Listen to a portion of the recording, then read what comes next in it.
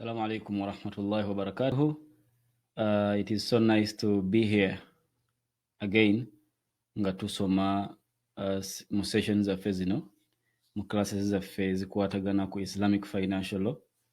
Tutunulira ebimu ku bintu ebireese okuba nti business efa, endagaano efa oba transaction efa. Twasooka ne tutunulira kye bayita dhulm, obulyazaamaanya. Whenever we find injustice or unfairness mu business yonna, obusiraamu bukifuula okuba nti kiri haram era business bwe tutekkirizibwa. Twagira bw'oba tunaakola episode eyo tukusaba obeere ng'oddayo ogirabe because erina weeconnectingira n'eno. Ekyokubiri, bw'oba tunaakola episode yasookera ddala nga tuintroducinga sharia kyeki, sources of sharia, please tukubiriza okuba nti oddayo ogirabe osobola okuba nti bisobola okuba nti bisinkinga ogatte wakati wa biri na bino. However, today we are looking at uncertainty oba kye bayita GHARAR nga y'ensonga ey'okubiri era lwaki business esobola okuba ng'efuuka haram. Okay? Twagamba ensonga ezisinga okuba nti ziri common mu sharia era lwaki business esobola okugaanibwa oba transaction yonna gy'oyingiddemu ziri ssatu. Dhulum, obulyazaamaanya. Okay. Ekyokubiri uncertainty, gharar, n'ekisembayo riba. Twatandika ne dhulum ne tumugaziyaamu kye twasobola, tugenda ku gharar nga y'emu ku topic ezisinga okuba challenging mu sharia naddala mu fiqh al-muamalat oba part of sharia that deals with business and commercial transactions. Kye bayita gharar or uncertainty, how to trace it, ogiraba otya, ogipima otya, kiyinza okuba challenging. Kyova olaba twetaaga okuba nti ofuna ka pen, okay, n'ekitabo kyo osobola okuba nti onootinga by'oyize, nekisingira ddala okuba ekikulu okuba nti owandiika ebibuuzo by'onaabuuza nga tuzze live because every after episode tukolayo live session ne tuddamu ebibuuzo byo ng'obibuuzizza. Okay, oli wadde obiweereza throughout the week oba okubirinza ku live kwennyini n'obibuuliza okwo tekirina mutawaana kasita biba nga biri mu bye tusomesezza. Okay, hadithi esinga okukulira omutwe guno era egaana gharar eyo hadithi ya Abi Huraira eri ku screen nga bwe mugiraba. Naha Rasulullahi sallallahu alayhi wa sallam عن بيع الحصاد وعن بيع الغرر.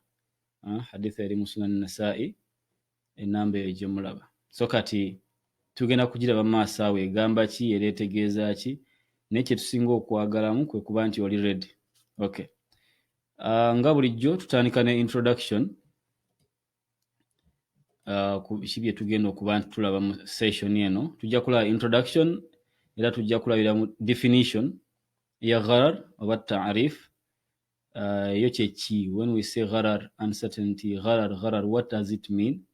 Islamic ruling on uncertainty yabayita hukum, hukum al-gharar. Sharia eramulo etya ku business yonna oba ku kintu kyonna ekirimu obutamanya nga bwe tugenda okubira maaso awo. Conditions necessary okuba nti gharar efuule e business okuba haram.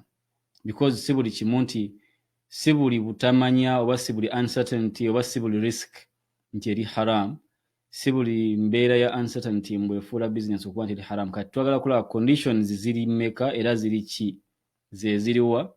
How do we know that now this is haram because of gharar? Tugenda kuba tubiraba inshallah.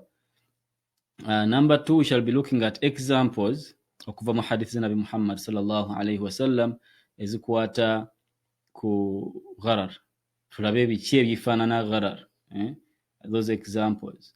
Number 3, then we shall take some examples mu contemporary business world eriwo kati gharar alabikirawa. We shall look at insurance niwankubadde nabasuubiza nti inshallah tujja kukola I think after riba, which is the next topic, tuyinza okulaba ku Islamic financial transactions.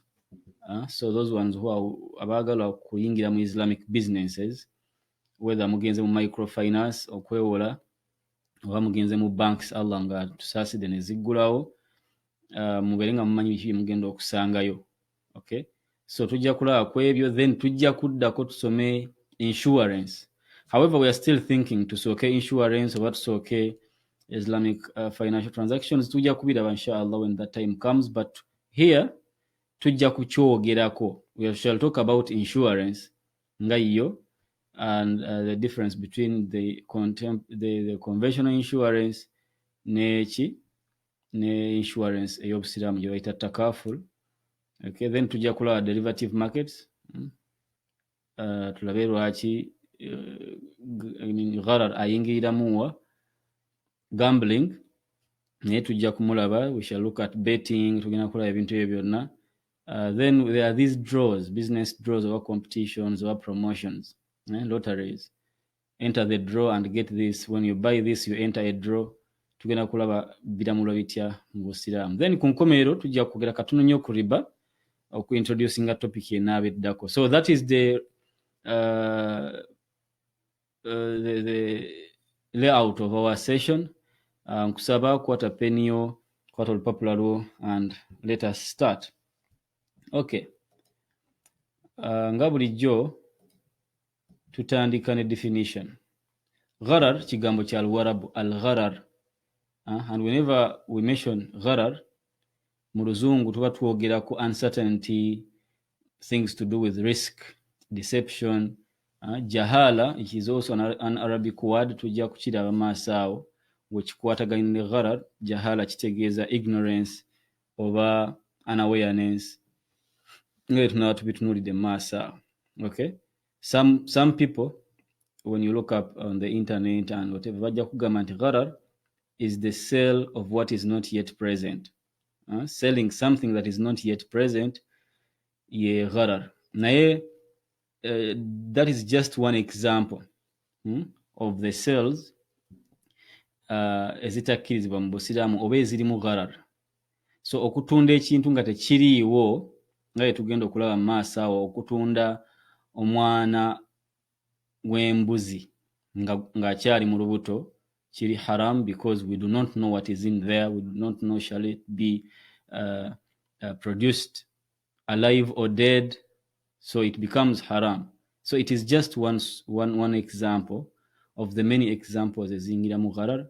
So mu fiqhi bagamba nti al-gharar ye al-bay' al-majhul al-aqiba, ye sell oba ye kintu kyo, ye business oba ye kutunda kwonna okulimu whose transaction outcome is not known.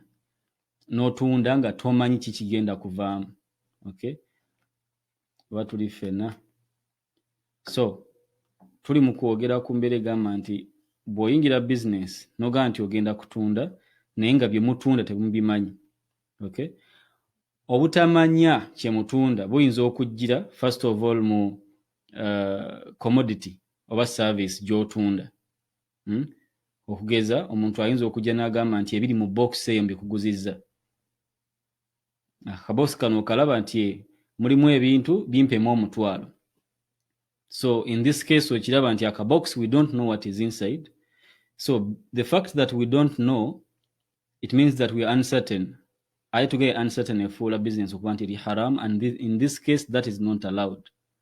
Container eyo njikuguzizza, container yange eva China erimu ebintu bingi nnyo mbikuguzizza. That is haram. Why? Because biki byoguze ate biki ebiri mu container. We need to know details z'ebintu ebiri mu container tusobole okuba tugula. We know what we are buying. Oba gharar, uncertainty, esobola okulabikira mu price oba cost y'ekintu. Okay, someone will come n'agamba nti essimu eno njikuguzizza, n'agenda akuguzizza sente mmeka? Oba olina akuba essimu n'akugamba nti ettaka lyo eri mu kitundu bwekiti ne bwekiti ndiguze. I'm buying your land or your plot of land that is located in this and that in this place. Gwe n'ogamba okay njikuguzizza. Kakati ettaka tulitegedde, but we do not know olitunze sente mmeka. So this one becomes haram because we need to be clear ku ssente ki zetukoze eki zetuwaddeyo. Okay, then gharar esobola okujjira mu mbeera nga not knowing the nature of the contract signed. Okay, eno enyumba eyinza okupangisibwa oba okutundibwa. Oli najja n'akuwa ssente, okay, ennyumba tugimanyi ne ssente weeziri tuzitegedde, naye temuwogedde, omupangisizza omuguzizza, okitegeera. So we need to know the nature of the contract. Kiki kye tuyingiddemu, transaction eno bagiyita batya? Is it leasing? Is it selling? Tulina okutegeera, tusobole okutegeera nti bino byonna tubikola mu sharia ne mu mateeka, I guess, okuba nti twewala okuyingira mu uncertainty, because eddiru eba nfu later on, tuli ffenna. So that is it mu bufunze. Gharar kitegeeza okuba nti we are uncertain. Uncertainty, we are talking about risk that comes as a result of not knowing what we are selling or the price or the nature of the contract. We are talking about deception, we're talking about lies, talking about selling things that we do not know, selling things that are not present yet. Okay, ebyo byonna bye tuli mu kwogerako. So bwe tufuna obutamanya tufuna risk. Bwe tufuna risk tuba tutandise okugambalinga, tutandise okuyingira mu uncertainty. Buli ffenna kati awo kifuukira okuba nti kifuuse haram. Okay, when we go further, twagala kulaba gharar yeeramu etya, the Islamic ruling on gharar. Trading in uncertainty is haram in the Islamic law. Okay, tetuyingira mu businesses zetugenda kulaba maaso awo eziyinza okufaana betting business nga ez'okugula futures, dealing in the derivative market. We shall see that later. What matters at this point in our session is that gharar is haram. Whenever it is found, efuuka haram kasiteeba ng'efulfillinga conditions zetugenda okulaba maaso awo. Remember we said not all gharar is haram, but there has to be some conditions netugamba nti gharar ali haram. Aya etugamba nti gharar ali haram yeyo Allah tabaraka wa ta'ala we yatugamba mu Quran, ya ayuha alladhina amanu innamal khamru wal maisir.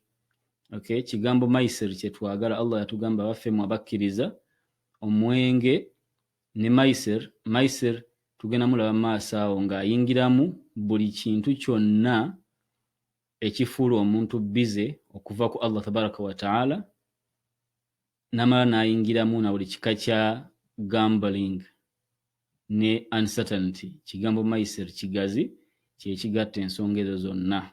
Okay, gambling and games of chance. Tuli ffenna hadithi ya Abi Huraira, naha Rasulullah sallallahu alayhi wa sallam an bay'i al-hasati wa an bay'i al-gharari. Nabi sallallahu alayhi wa sallam yatugaana okutunda nga tukozesa akayinja oba ejjinja. Tugenda kulaba kitegeeza kinabi kyeyali ategeeza. Then an bay'i al-gharar n'atugaana n'okuba okutunda okulimu uncertainty nga etuva mu nnyonnyola waggulu mu definition. So obwebujulizi okuva mu Quran ne hadith n'obulala bungi nnyo. Remember we said tuba brief, tutoolako obutoozi just okulaga omusiraamu nti kino kiri haram. Okay, that is the Islamic ruling. Coming to uncertainty and gambling, because ebigambo tubikozesezza omulundi gumu, so we need to know what the difference is. We need to establish if we can use them interchangeably. Ekisookera ddala, they both involve risk and ignorance or unawareness. So bw'otunuulira uncertainty, someone who is uncertain of what they are getting into, they are taking a risk, and the other thing is they are unaware of something. So bwe twogera ku gambling, the same thing. We are talking about risk and ignorance, because you don't know if you will win or not bw'oyingira mu zzaala. So both uncertainty and gambling meet here ku risk ne ignorance or unawareness of what the outcome might be.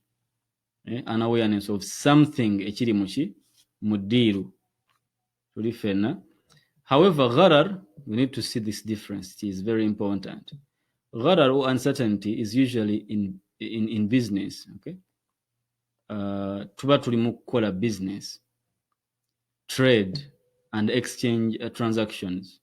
So ojja kwekanga nga tuba tuli mu kusuubula, nina container, nina ettaka, real business, ne muyingiramu okuba nti tetwogedde ssente ze tuguze, ne muyingiramu okuba nti kye tutunda tetukimanyi. Oyinza okuba oli atunda byennyanja, alina ebyennyanja biri mu kayanja ke oba abirunda, n'agamba ebyennyanja ebiri omwo mbikuguzizza obukadde 2. So we do not know ebyennyanja ebiri omwo byenkana ki, bito, biramu, bifu. Okay, so it is a business deal gye tuli mu kuba nti tustrikinga, naye ekizibu muyingiddemu bye tutamanyi. So whenever we talk about uncertainty, we're talking about such businesses. However, when we talk about qimar or gambling, we're usually referring to what happens in games. Tuba tuli mu buzannyo, ludo, mizannyo, sports. These are usually games. Ani awangula, ani atawangula. This is when gambling comes in. However, mu business tetuli kwa ani agula, ani atagula, ani awangula, ani atawangula, because it is actually real business. Wabula mulimu uncertainty mungi atusso okuba nti business efuuka haram. Naye bwe twogera ku gambling o qimar mu Luwarabu, twogera ku games, ani awangudde, ani atawangula. Era wano speculation wajira. We've seen people speculating about the weather. Ejja kutonya, tejja kutonya, ne basiba sente. Gundi ajja kuwangula, gundi tajja kuwangula, president w'egini ajja kuwangula, ne basiba sente ne balya. So this is this is the difference. Okay, gharar is in business, real business. Qimar is in games, na kusibawo sente, oba gambling. Okay, kansubire nti awo tutegeddewo. Okay, however, byonna nga tubyogedde biyingira mu maisir. Twagaye maisir is the compounding word. Egatta byonna, uncertainty, gambling, byonna biyingira omwo, n'omuzannyo gwonna ogutwala time. Oli ayinza okugamba ffe tetukubamu just ludo waffe, tetulina sente ze tusibyewo. It is okay. Naye kasita guba nga ludo wammwe gwe mutudde abatwalira obudde bungi, eswala zibayitako, muggeya, ebyo byonna gufuuka haramu. Omuzannyo gwe muba mukola ki? Muli mu kuzannya. Okay. Allah tabaraka wa taala yatwagala nnyo nga atugaana ebintu bino. Yatugamba nti ezimu ku nsonga lwaki abitugaanye, innama yuridu shaitaanu an yuqi'a bainakum al-adawa. Shaitaani yagala eyitemu ebyo ebintu. Okay, ebintu bye twogedde, omwenge ne maisir oba bye uncertainty, zaala ne business ngezo, esobole okubateekamu obukyayi, obulabe, enmity. Because business bwetagguka bulungi mugenda kwawukana. Nakugambye ompe zino, naawe onsedde, because temwa agreeing right from the start. Bwe tuzanya betting, gundi n'awangula ng'empala neetandikira.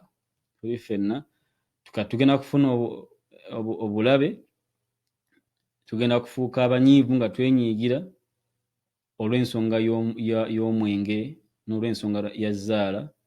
N'ekisinga okuba ekibi ennyo, wayasuddakum an dhikrillah. Shaitaani egenda bikozesa bino okuba nti ebajja kusinza Allah tabaraka wa ta'ala, ate nga mukiraba nti omwenge tosobola kuba nti wasinza Allah kuba oba otamidde. Zaala mumulaba kyakola abavubuka, eswala zibayitako, obwongo bwonna tetukyalina nakuba nti twesigamira Allah, tetwagala kukola byonna Allah byatugamba okukola tubireka olwa zaala. Okiraba? Wa anis salati, tetugenda kujjukira Allah, tetugenda kusaala. Allah kyava abuza baswahaba naffe nga atubuza fahal antum muntahun. Lwaki temuleka mwenge ogwo? Lwaki temuleka bintu bino? Okay, eyo aya nebanga baswahaba yabajja ku mwenge, naffe ne bagutugobako, ne batugoba ne ku bino ebya zaala. Okay, kakati twagala maisir tumulabye. Tugambe Maisiri yagatta banne, yagatta uncertainty, yagatta gambling, yagatta byonna ebitwala obudde.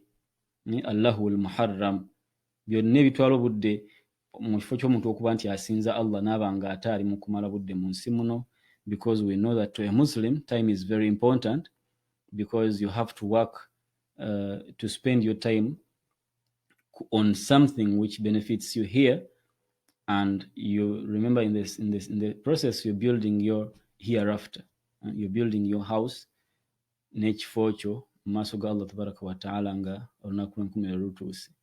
So someone who has such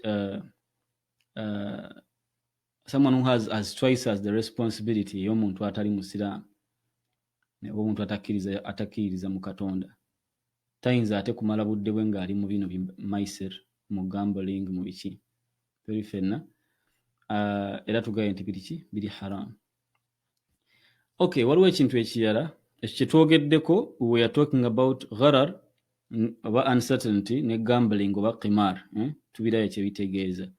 But again, what is the relationship between risk and uncertainty? Kyebayita al-mukhatara mu Luwarabu, risk is al-khatar, okay, uncertainty is gharar. So what is the difference between the two? First of all, wano tuba tugenda kwogera kuba nti mu risk is part of what? Uncertainty. So whenever there is risk, uncertainty yakola ki? Gharar ayingirawo. Okay? And whenever there is gharar, uncertainty, risk is there. Oba mukiraba nti buli woba ng'olina ky'otategedde mu transaction, mu business, oba oriskinga okuloozinga ekinene. Ate buli risk bwejja still kitegeeza eze lwakuba olina ky'otakola ki? Ky'otategeera, tomanyi na gye bigenda kuggweera. So, however, mu risk point eri nti mulimu ebikkirizibwa. Risk can be acceptable or halal, mashrua. Okay. Ate risk eyinza okuba nga efuuse haram.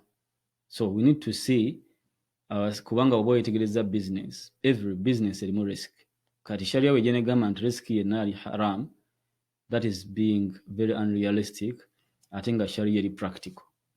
So what is the form of risk ekkirizibwa okuba nti omusiraamu agi taking a responsibility of?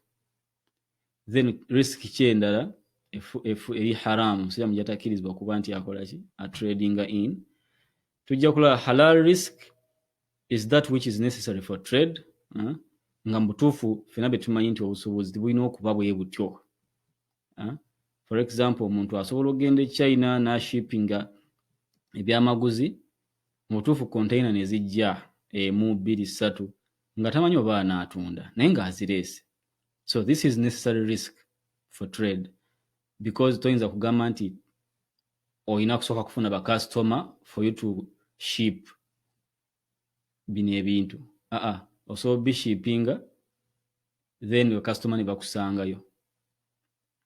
Olaba kati buli kika kya gharar oba buli kika kya risk rather nga kiri necessary ku business, nga n'abasuubuzi bakimanyi nti that is something you cannot do away with, ekyo kikkirizibwa nga example gye mbakubidde. Okay? Naye haram ajjirawa? If you can look at the screen, haram risk yeeyo ejja as a result of unawareness of the commodity, service or time or price. Omuntu n'aba nga n'ekitikkiddwa takimanyi, because in the first place omuntu ashipping ebyamaguzi byamanyi ne sente. I mean everything is known. Well, what he or she doesn't know is if anaatunda oba taatunde. Awo Allah wakugambira nti musabe omwesigamire yajja kuwa riziki oleete otunde.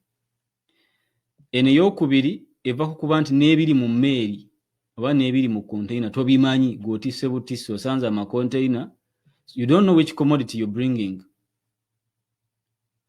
Ekyokubiri, if it is a service, you don't know which service you're paying for. Oli akuleetera omukozi n'akugamba mukozi oyo mulungi nnyo mutwale, gwe n'ogamba mupangisiza sente bwe ziti, omukozi oyo akola biki? because factory yo nnene agenda kukola biki. You need to know aze kulima ali all round endagaano yammwe omuteeka wonna amuteeka oba mukiraba price omukozi wuuyo mukuleetedde mukole mukozi omupangisiza sente mmeka. We need to state clearly sente ziri mmeka tuli ffenna. So gharar tumulabye oba risk tugirabye rather. Risk egaanibwa ye risk eva ku kubutamanya obwekyo kyogula nga bwe tugenda okulaba maaso awo, oba price y'ekintu oba time eva ku butamanya obuli mu nsonga nga tusobola ozikola ki okuzimanya. Naye eri mu nsonga tusobola kuzimanya eyo yekola ki yekkirizibwa okuba nti omuntu agitradingamu. Tusobola kumanya bakasitoma bonna lumu. Okay. Nga tumaze okukola introduction eyo, right now we are at a point where wetwagalira okukola ki we are at a point wetwagalira okunnyonnyola okufuna ku examples eza biki bye tuli mu kwogerako. Okuva mu hadithi za Nabi Muhammad sallallahu alaihi wasallam tetuzireese zonna hadithi wano, naye tugenda kujjamu lessons okwongera just okulaga kiki kye kitegeeza mu uncertainty. Then nga bwe nabagambye tugenda kumaliriza zino twogere ku uncertainty mu business eziriko kati. Example number 1, this is where you need your pen because I read this in Arabic. Bay'ul hasad. That is if you don't know Arabic. Bay'ul hasad. Bay'ul hasad kitegeeza okutunda okwakayinja. And what does it mean? Omuntu yayimiriranga n'agamba nti ngenda kasuka ejjinja lino we linaakoma sasula sente bwe ziti. Ngenda kasuka effumu lino we likoma nkuguzizza obukadde 2. Oba mukiraba kati ojja kwekanga nga nze bwe nzija nina amaanyi ga njawulo ku maanyi ag'omulala. Kati nze bw'ompa n'enkasuka oba gwanguza n'okasuka simanyi leero olina amaanyi oba tolina. Simanyi ejjinja we ligenda kukoma, naye ate we are now agreeing nsasule sente mbu we likoma nkusasule. Oba ejjinja we linaakoma oba kyonna kye mukasuse we kikoma nkusasule. Ekyo bayita bay'ul hasad kiri haram. Why? Because there is uncertainty oba mulimu gharar, ate gharar afuula transaction okuba nti eri haram because tetumanyi ejjinja ligenda kukomawa, tetumanyi kuba amaanyi g'abakasusi nago gakola ki gaawukana. Okay. Point number 2, bay'u habalil habala. Omusajja edda mu jahiliya nga Nabi Muhammad sallallahu alaihi wasallam tanaba kujja na bubaka, waliwo transaction yeno. Omusajja yajjanga n'agamba nti nguza omwana w'omwana w'eŋŋamiyayo.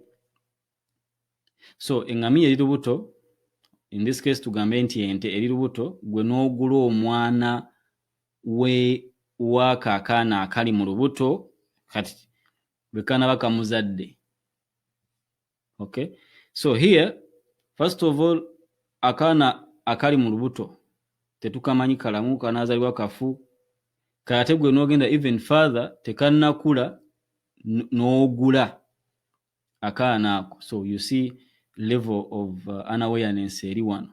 Jahala mungi, risk nene, ate ffe tuli mu kukola business. So that is haram. Okay. So number 3, mu Luwarabu kye bayita abamanyi ba fiqhi kye bayita bay'ul madhamin wal manaqih. Era mu mbeera eno obusiraamu butugaana okutunda. Okay. Ebyo ebiri ku migongo gyaki gy'ebisolo.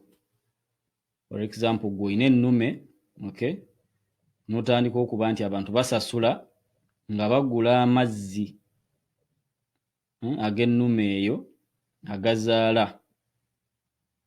Oba mukiraba kati tokkirizibwa kugatunda yadde okugapangisa. Lwaki? Tetumanyi ganaavaamu omwana oba tegajja kuvaamu mwana. Ngamba omwana w'ente oba ow'ekisolo kyonna. Okay? Tetumanyi gagenda kuvaamu result oba nedda. Kati eyo transaction yo eba nfu. Ate ndowooza bangi nnyo mu basiraamu n'abatali basiraamu bakikozesa. Oli alina ennume ye emuleetera akasente. Mumuleeta enkazi oba bakuyita kuwakisa. Kati bw'omuba bakuwakisa, you should make sure nti omwana agenzeemu. This is when the deal has yielded its results. Ne tugamba nti okay, eno efunye olubuto. Awo ne tuba nga twagambye eki? Awo ne tuba nga tutegeeza nti endagaano yaffe yabadde yakufunisa bakuwakisa. Ekyo tukitegedde. Naye ogamba nti no amazzi gaago nkuguza aba nkuguzizza. Okay? Ekyo kiri ki? Kiri haram. Lwaki? Kubanga mulimu obutamanya bungi. Tetumanyi amazzi ago ganavaako omwana, tegajja kuvaako omwana. Kyekimu almanaqih, okujja n'ogamba nti nze ente zange 10 ziizo zirina obwana mu lubuto, obwana obwo mbukuguzizza. Ekyo tekikkirizibwa mu busiraamu. Kiyinza kukkirizibwa ddi singa nkuguza ente yennyini. Ente yonna nga bw'eri ng'eri lubuto eyekkirizibwa okutundibwa, ne ku bbeeyi oba oli awo esinga ku za bulijjo tekirina mutawaana, kubanga tuba tutunze ente, kaakati kano akaana ne kaba nga kayingidde muli mu transaction y'eri. So ente yo tugimanyi ne ssente tuzimanyi, kye tutamanyi ke kaana, kati akaana ne kayingira mu ruling yaki y'ono maama waako ali olubuto. Naye bwe tukasingolinga out ne tugamba nti ente yo tetugiguze wabula tukuguza kano akaana akali mu lubuto, ekyo kifuuka haramu mu sharia, tekikkirizibwa. Lwaki? Because of gharar, which is uncertainty. Okay, number 4, we are trying to move faster because tetwagala nnyo episode erwewo. Bay'u thamari qabla buduwi salah, kwe kutunda ebibala nga tebinnaba kukula. Nabbi sallallahu alaihi wasallam bambuuza bikula bitya, bibala bitya, naganga kasita bikyusa langi. Okay, bwe ziba mpeke zitandika okukaluba. Bweguba muceere baguwulira muki mu bukuta bwagwo nga gukalubye, nomanya nti kati omuki ezo hab. Naye bwe biba bibala kiba kitegeeza nti obiraba nga bikyusizza langi, biva mu green ne bifuuka red, bane bifuuka yellow, antahmarra au tasfarra, kusinziira ku kika kyaki ky'ekibala. Kati ennyaanya ziva mu green ne zimyuka, awo ne tugamba nti akati otunda. Emiyembe gifuuka gya yellow, awo n'olyoka ogamba nti ogitunze. Abamanyi ne bagamba nti si kyatteekwa, kuba abantu abamu balima eka ne eka z'emiyembe, si kyatteekwa nti gyonna girina kumyuka oba kufuuka gya yellow kakasa nti gikuze. Naye kasita olaba ng'egimu gifuuse gya yellow, emirala nga teginnaba, kati awo okkirizibwa ogitunda. Wabula ekitakkirizibwa kwe kutunda ebibala nga bukyalina bumulimuli bwe buti, bwakamulisa oba bwakateekako, omuti gwakassa, gwe n'ogamba nkuguzizza emiyembe gyonna egigenda okuva mu nnimiro eno ku bukadde 2. That is haram because we do not know anything can happen. Enkuba esobola okubukuba, omuliro guyinza obyokya. So lindako bigukule olyoka otunde. Wano wasobola okuwanvuwa, but tetwagala kuwanvuyaamu nnyo.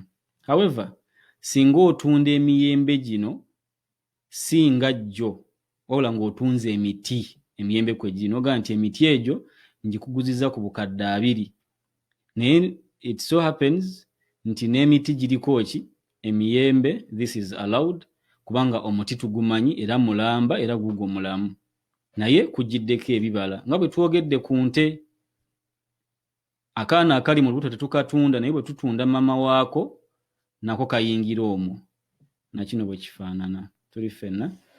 Okay, kakati namba 5 kye bayita bay'ul munabadha wal mulamasa.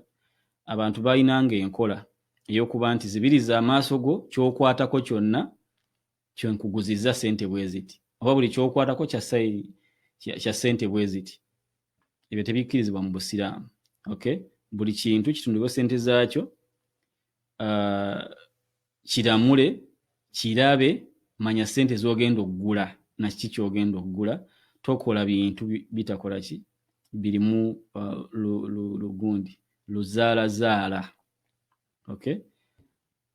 Okay, and we shall be waiting for questions about this. You comment, leave your question, tujja kugiraba, giweereze inbox, oba lindako ogibuuze mu session mwennyini.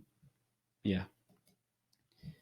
Okay, now nga tumaze okwogera ku gharar, ne example ezaaliwo ku mulembe gwa Nabbi Muhammad sallallahu alaihi wasallam, it becomes very important nga tunnagenda mu bifaanani, the examples of businesses eziyingira mu gharar oba uncertainty mu mulembe gwaffe guno, okutegeera what are the conditions ezirina okubaawo omuntu ategeere nti kino kiri haramu because of gharar, or this gharar does not make this haram.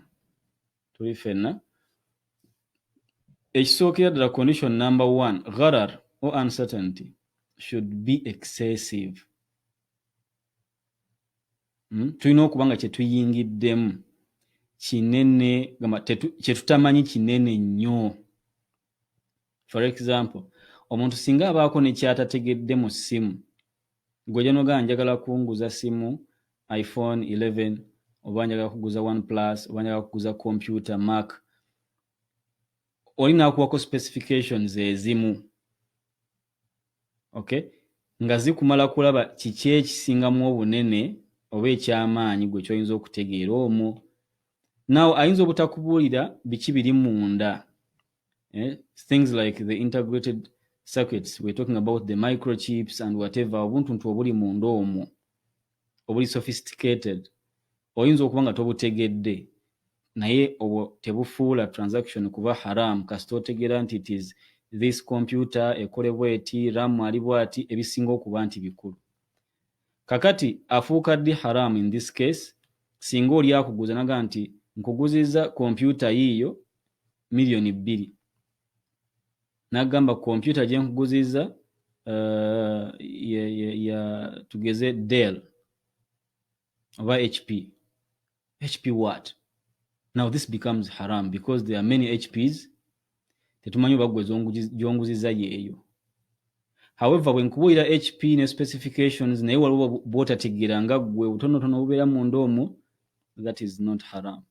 Point tugitegedde. So for a business to be haram or transaction, gharar alina okuba nga ali excessive ate nga ali avoidable, just abantu nga bagadde kugayalawo gayazi. Number 2, gharar has to be primary mu business. Tulina okuba nga gwe tugenderedde. Nga it is not something that comes as a secondary thing. For example, embuzi erina akaana mu lubuto. Singa tuba tugula mbuzi eno yennyini erina eggwako, akaana tetukamanyi, naye akaana kayingira muno, so that is halal. Why? Because si ke tugenderedde. Naye singa tujja ne tugamba nti twagala kaana, then it becomes gharar yafuuka haram. Lwaki? Kubanga kati afuuse primary. The uncertainty itself, it is what we are trading in now. So it becomes haram because of that. Number 3, condition number 3, gharar afuuka haram when there is no need for it. Okugeza, some forms of insurance. Because insurance company nga tugenda ogira maaso awo efuuka haram olw'ensonga nti mulimu uncertainty. Nkuwadde ssente zange naye nze naawe mu butuufu tetumanyi oba naafuna akabenje oba mujo gunaayokya naye ate ssente zange oziridde. So there are these forms of insurance policies nga tezeetaagisa, nga teziri mu buwaze.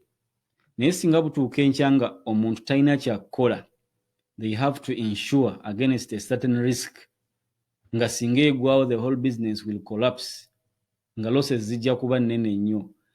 Ekibayita dharura oba haaja ennene. Abamanyi batuko kuba nti basembeza neki ne dharura. Kati okugamba nti gharar oba business eri haram oba transaction eri haram erina okuba nga mu butuufu teri mu bantu bye beetaaga. For example, here in Uganda tetunaba kufuna Islamic insurance companies, which means we cannot subject all Muslim businesses and all businesses okutwalizibwa mu kuba obusiraamu bukuma emaali y'omusiraamu natali basiraamu to such a risk ey'okuba nti zikola ki ziggwa olw'okuba tetwa insuring. Nali nsomesako darasa one of the attendees n'angamba nti omusajja omu mu kubaseeka yayisa fatwa nti insurance eri haram. Something went wrong, company eyali ekozesa abantu abasukka mu 1,000 yonna neegwa. So you can imagine the damage. We have 1,000 people unemployed.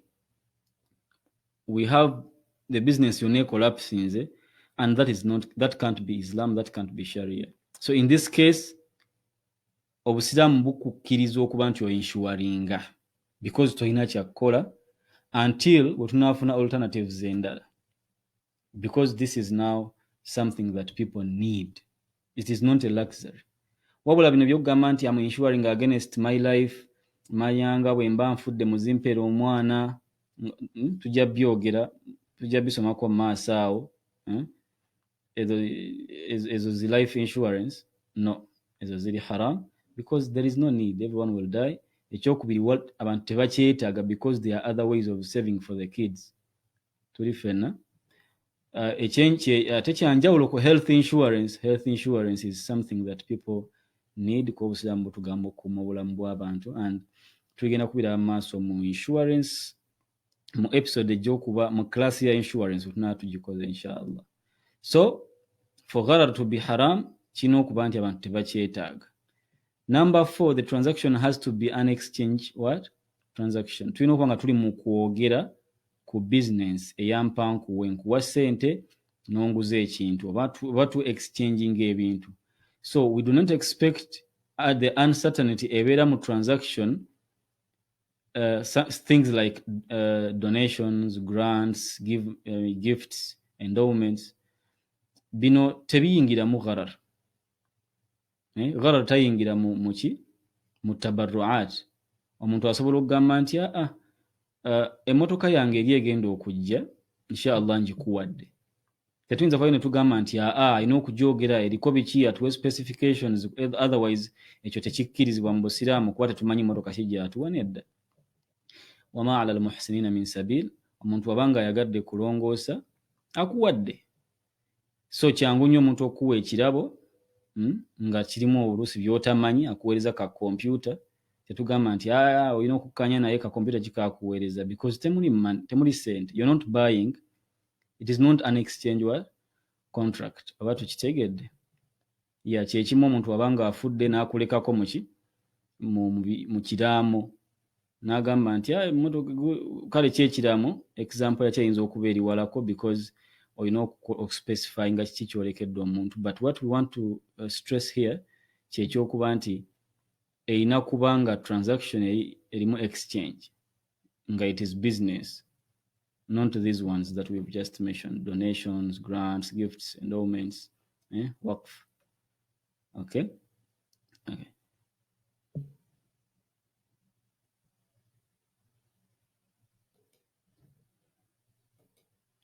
Okay, after mentioning that, tugenze ku party yaffe mu kuzisemberayo ddala.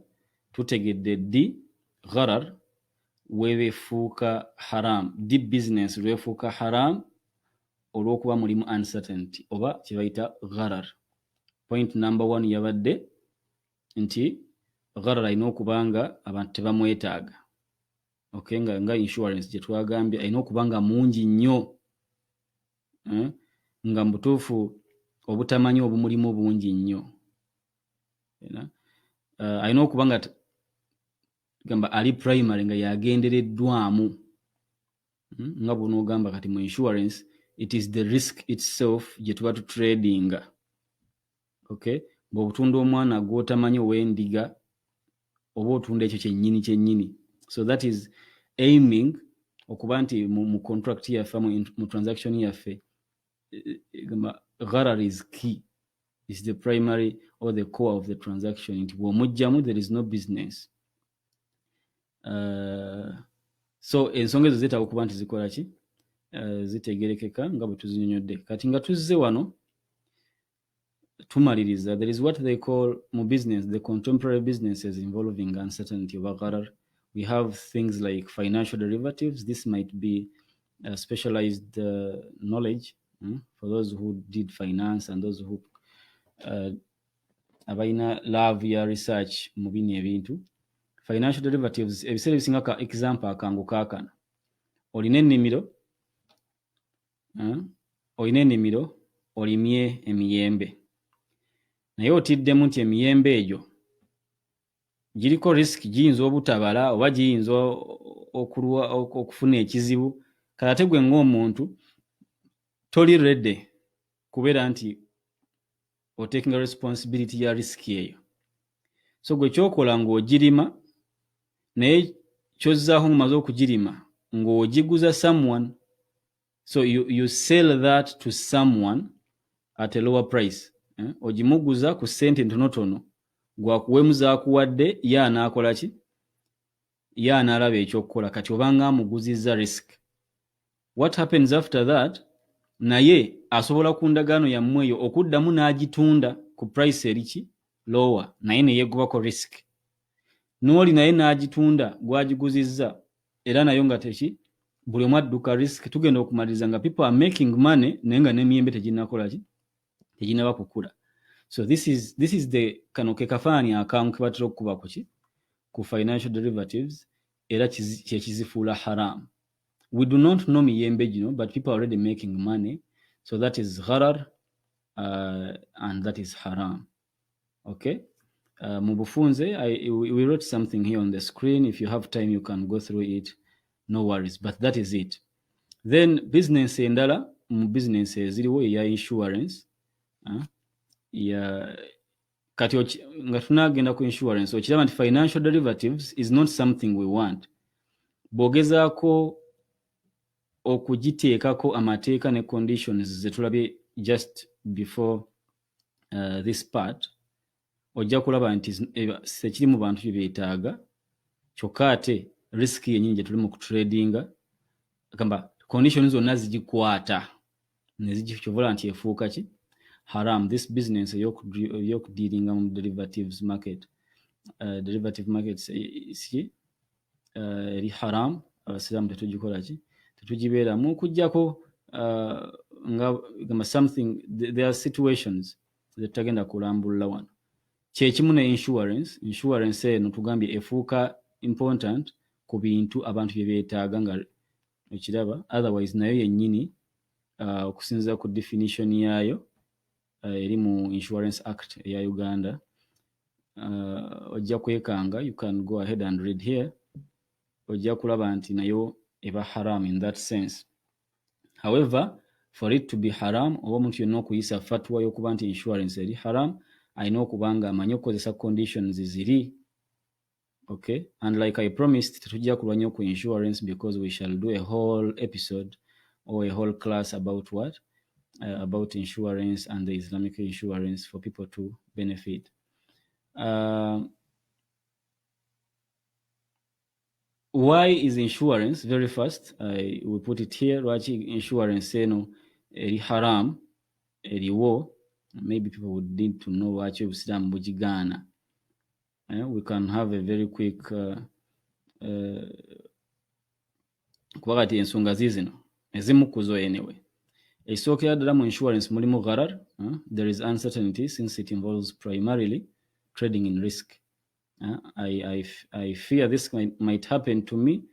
Oli ne tumuwa ssente ye atuggyeko risk eyo. So you see that the commodity here that we are selling is the risk. And remember, risk is something within your mind. It is not something out here before it happens.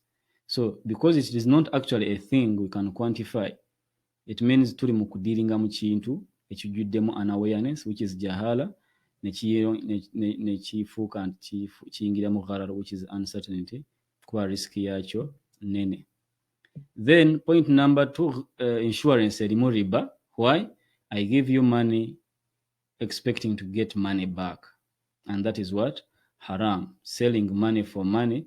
Mu Busiraamu ekkirizibwa only when nga nzikuwa n'ompeerawo ate bwe ziba zifaanagana tezirina kwesingako. We shall explain that mu lesson ya riba, but in this case mukiraba nti riba mwali nkuwadde sente oluusi na ntono, gwe n'ogenda n'ozikozesa, nze bwe nfuna ekizibu n'ompa sente ng'ate nnyingi. Waliwo bakibypassing nga ne bagamba nedda ffe tumuwa sente tumuddizaawo ekyo ekyonoonese, but all the same sente ze nakuwa ntono ate ogenda kukozesa sente nnyingi okukola ki? Okunziramu, and that is riba. Okay? Buli we nkuwa sente n'ozimpa after a given time it becomes riba nasi'a, nga bwe tujja okukiraba. Riba eri mu kukeereya ebyo Allah byagaana okukola ki? Okukeereya. Then ate n'ozimpa mu bungi neefuuka riba al-fadl, kuba nakuwa ntono ate gonziriza nnyingi. Amanyi ne bagamba mulimu riba. Point number 3 ye gambling. Bwe tugenda mu insurance tuba tugambalinga for sure. It is either, for someone to gain, one has to lose. It becomes a game of speculation, a game, gambling, real gambling. Otekayo akasente hoping that kikajja kukola ki? Then mulimu dhulum, nga bwe twalaba unfairness, because ku nkomerero risk ntono nnyo ezituukawo. Naye ate tugenda okumaliriza nga insurance company sente z'abantu ezikoze eki? Ezitutte. So plus many other reasons ezifuula insurance okuba nti eri haram. However, for that is the general what? Ruling ku insurance. Now, when people need it, nga tebalina kyakola, it becomes what? Halal. When it is not the primary, it is not intended primarily omuntu akola mu company naye nga company erina insurance policy ku bakozi baayo, that is not haram, because amazima gali nti gwe bakusasula naye one of the services company zeekuwa kwe kuba nti eku-insuring against a certain risk, that is not haram. Okay, because togenze direct wabula company ekuwa that offer, kati ate toyinza kugijjamu ne baganze temunkola ki? Yeah, so tujja kwogera ku insurance in details, but all in all, that is it. Nga tumaliriza, tulina zino promotions ne draws. Mubiwulira nnyo nti bw'ogula, if entering the draw nga tebakuggyako sente, just scratch oba nywa eccupa ya soda oyingire akazannyo, oba just register nga tebakuggyeko sente oyingire akazannyo, ebyo byonna biri halal, kubanga akasoda oba akantu konna k'oba oguze tekalina mutawaana, aye totaddemu sente ziri extra, naye oyingidde ki? Petrol stations zibikola nnyo, oba nammwe mukiraba. Petrol stations zikola ekyokuba nti bw'onywa amafuta gye bali oba bwe bali, oyingira muki? Mu kazannyo ka draw, kuyambako okuba nti owinninga a certain prize or something. Ebyo tebigaana ki? Tebigaanibwa. Ekigaanibwa kyekyokuba nti okuyingira mu draw you have to pay. That becomes uncertainty, that becomes gharar, nekifuuka haram. Like you have to pay okuyingiza mu kazannyo ako oba mu draw oba mu that competition, efuuka ki? Efuuka haram right away. Lwaki? Kuba kati eyingiddemu, efuuse transaction. You are expecting to be awarded or rewarded, and this is why you're paying. Kati tomanyi kigenda kuvaamu, because you don't even know if you will win or not. So it becomes a game, and to a game, that's gambling, and that's all uncertainty, and that's GHARAR. Bifuuka haram, okay? Then ekirala waliwo okugamba nti tosasudde sente naye tuyina essimu eno yakakadde kamu Ugandan shillings, naye bw'oba oyagala oyingire mu kazannyo akanaawangula essimu endala 2, eno essimu yo tugitunda not kakadde, kati tugitunda obukadde 2. It is the same thing. Obanga essimu yakakadde kati oyongeddeko n'akakadde to get into the draw, and that still becomes haram. I understand that this is kind of complex, but inshallah mu live video gye tugenda okukola, you write your questions, we shall answer, we shall attend to these questions. We are only trying to go faster such that the class doesn't become very long for you. Naye nga tusuubira okuba nti inshallah otegedde ate by'otategedde ojja kubanga oyebuuza, which brings us to the end of our class. Thank you very much for watching. Nsaba Allah tabaraka wa ta'ala abayemu ekisinga okubanga kirungi. Thanks for taking time. Thanks for taking your religion serious. Tubasabire naffe mutusabire. It is really very important for you to understand these things kubanga kikuyamba okuwala haram. Mu lesoni yaffe eddako insha Allah tujja kutaggula riba, ebika bya riba, riba omukadde, mu jahiliya riba aliko, then tulabye ddala concepts za riba nga bwe ziri obeeyo ng'okitegedde, because we understand many people do not know riba newankubadde ng'ekigambo riba kiri so common. So that will be our next class. Please watch this again and again. Chekyatukozesa videos zino mu buwanvu bwazo. You can always come back and watch and watch and watch until you understand. The page is here, we are here.